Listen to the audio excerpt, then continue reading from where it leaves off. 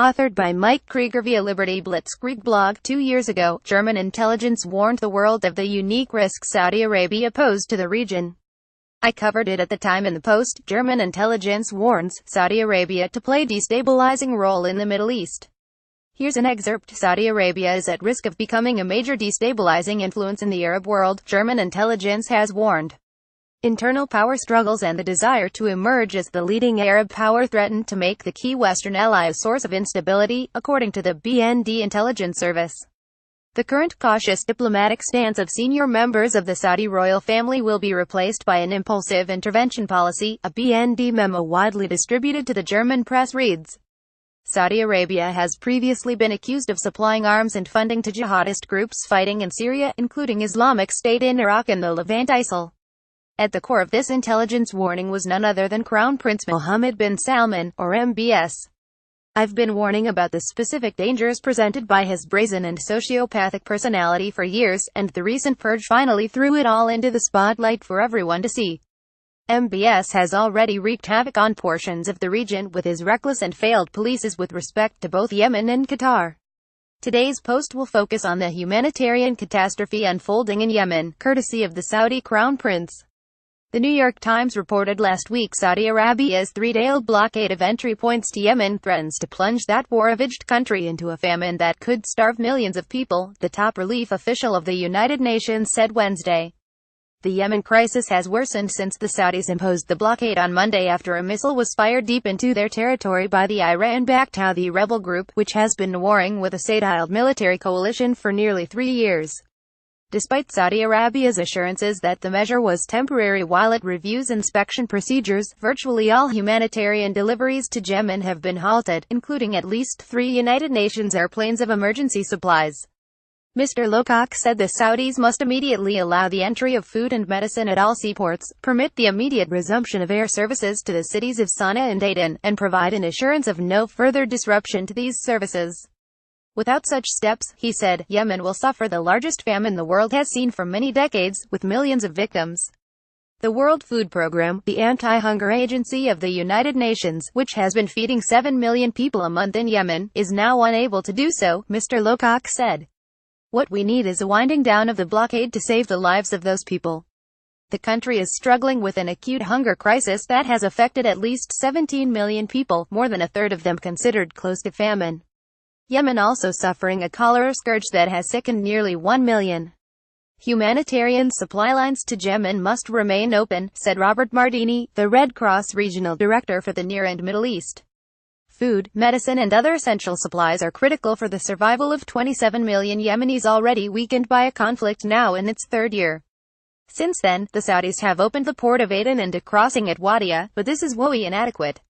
As Al Jazeera notes on Friday, the UN Office for the Coordination of Humanitarian Aid, OCHA, said the coalition was still blocking desperately needed UN aid deliveries to Yemen. Despite the reopening of Aden and Wadiya, humanitarian movements into Yemen remain blocked, said OCHA spokesman Russell Geeky. The reopening of the port in Aden is not enough. We need to see the blockade of all the ports lifted, especially Hodeida, for both humanitarian and for commercial imports.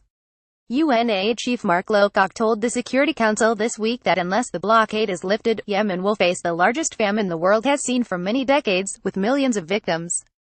Stylianides echoed Lowcock's concerns. Yemen is suffering the world's worst humanitarian crisis, with more than 2/3 of its population in need of humanitarian assistance, he said in a statement.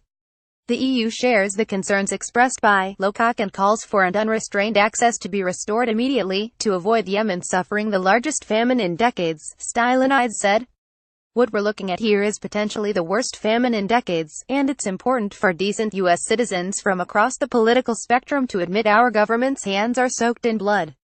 As The Intercept reported, Saudi Arabia relies heavily on the U.S. military for intelligence sharing, refueling flights for coalition warplanes, and the transfer of American-made cluster bombs, rockets, and other munitions used against targets in Yemen.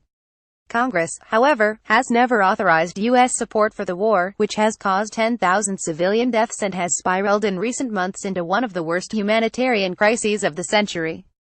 For 2 years, Saudi Arabia and its allies have imposed a sea and air blockade around Yemen.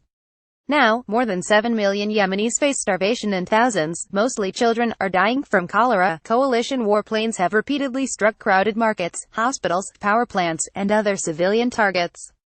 Several members of Congress indicated an interest in the issue, noting that the Obama and Trump administration's reliance on the 2001 authorization for use of military force to justify U.S. involvement in the conflict is absurd. That authorization, after all, was designed to fight the terrorist groups responsible for the September 11th attacks, not to intervene in Yemen's civil war.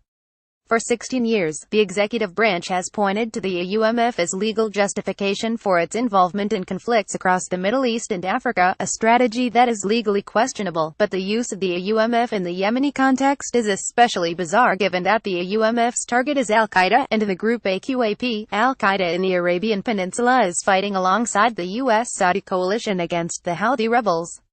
One bipartisan legislative attempt to force a vote on authorization for the war, H-Con. Res.81, faced a major setback last week after appearing to gain political momentum. On November 1, lawmakers stripped the bill of its privileged status, meaning the bill no longer maintains a fast track to a floor vote. The legislation was designed to invoke the War Powers Act of 1973 to terminate U.S. involvement in the Yemen war. Because the bill is no longer privileged, it will head back to the House Foreign Affairs Committee, which is led by Rep. Ed Royce, our Caliph, a lawmaker who has expressed deep support for the Saudite military campaign. Few expect the legislation to move forward now that it is back in Royce's domain. In April, the representative read a statement of support for the Saudite campaign in Yemen and entered into the Congressional Record an opinion column written by a Saudi general. The move to crush H-Con. Res.81 was apparently negotiated by Democratic and Republican leadership. As part of a compromise, there will be some congressional debate over the war, though no on the record vote for authorization. As The Intercept previously reported, Rep. Steny Hoyer, DMD, the Democratic whip, was among the Democratic leaders opposed to invoking the War Powers Act to bring U.S. involvement in the war to an end. Still, sponsors of the legislation are hoping to force a debate and an on-the-record vote over the war. Our national security interests in Yemen are unclear, yet we are giving money and military assistance to Saudi Arabia so they can continue to wage war in Yemen, said Rep. Thomas Massey, RKY, one of 43 co-sponsors. This military action was never authorized by Congress and the American people deserve an open debate by their elected officials. Rep. Walter Jones, RNC, also a co-sponsor of the resolution, expressed frustration that House Speaker Paul Ryan has refused to allow a vote on the war and disappointment that the compromise solution negotiated by congressional leadership will not include a binding vote. This is part of my frustration about the fact Congress does not meet its constitutional responsibility when sending young men and women to die for this country, and we have a constitutional duty that we must debate war, Jones said. The vote to go to war in Yemen, we can't even get a vote on this resolution. To me, this is the way Congress does not work. We don't work because we do not uphold the Constitution. Meanwhile, many of the cretins in Congress can't be bothered to answer questions about Yemen. Unconstitutional war that could create the worst famine in decades. I'm too busy trying to figure out how to provide tax breaks to oligarchs. After all, who cares? There's just too much money to be made from war. From the Washington Post, Berlin, as UN and international humanitarian agencies raise the alarm over the Saudi blockade of aid deliveries to Yemen, European and American officials have remained mostly silent. The few remarks coming out of Western capitals in recent weeks have hardly been messages of support for the Yemenis in the midst of a catastrophic humanitarian crisis, in fact, quite the opposite. 2 weeks ago, Britain's then Defence Minister Michael Fallon offered a blunt assessment of the government's view on the controversy. I have to repeat, sadly, to this committee that obviously other criticism of Saudi Arabia in this parliament is not helpful, Fallon told the Parliamentary Defense Committee, to which he defended the planned sale of several fighter jets to Saudi Arabia. Fallon has since resigned over UAL harassment allegations. In response to a missile attack from Yemeni territory targeting Saudi Arabia, which triggered the most recent escalation of the crisis, President Trump similarly ignored the plight of civilians in the war-torn country and instead went on to praise U.S. weapons sold to Saudi Arabia. Both the United States and Britain have been making more money with arms sales to Saudi Arabia in recent years than ever before. Human rights critics fear that Saudi Arabia has not only bought their weapons but their acceptance for its policies. Of course, Saudi Arabia's attractiveness to Western countries is not just about arms sales. On Thursday, Downing Street said it would provide Saudi energy giant Aramco with credit guarantees of $2 billion to facilitate trade between the two countries.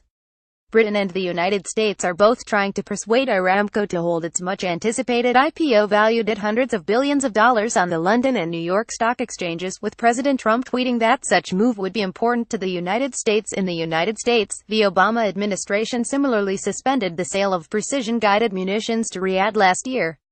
However, the Trump administration is believed to be working on the resumption of such sales.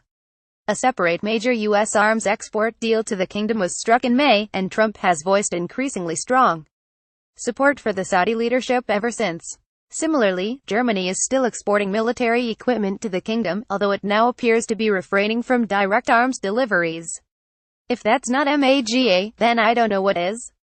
If EU politicians were determined to implement an arms embargo on Saudi Arabia, parliamentarians would have to persuade the governments of all member states to agree to such a ban. With more than a dozen nations profiting from arms and military equipment exports to the kingdom, the chances of such an embargo being implemented anytime soon are virtually non-existent. Attempts by non-governmental organizations to force governments into committing to an embargo enforced by courts have so far also been blocked. Campaigners suffered a major defeat this summer, when London's High Court ruled that Britain was not complicit in alleged war crimes in Yemen by allowing the Saudi military to use its arms. The court refused to say how it came to its conclusion, however, and barred the public from accessing the key evidence. It always makes sense when you follow the money. If you liked this article and enjoy my work, consider becoming a monthly patron, or visit our support page to show your appreciation for independent content creators.